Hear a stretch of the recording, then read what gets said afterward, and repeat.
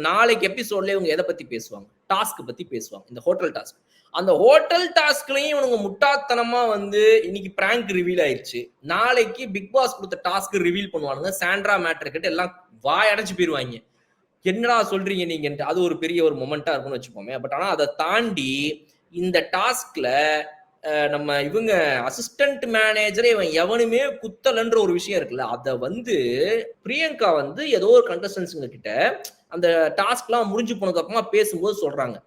சரி, இப்போ இந்த இதுல வந்து ஒரு அசிஸ்டன்ட் மேனேஜரோட ரோல பண்ண வேண்டியவங்க ஒழுங்கா பண்ணியிருந்தாங்கன்னா, அன்னைக்கு அந்த ஃபர்ஸ்ட் மேனேஜர் இருக்கும்போதே எல்லாம் ஒழுங்கா நடந்திருக்கும். ஆனா, நீங்கலாம் யார கடைசில தூக்குனீங்க?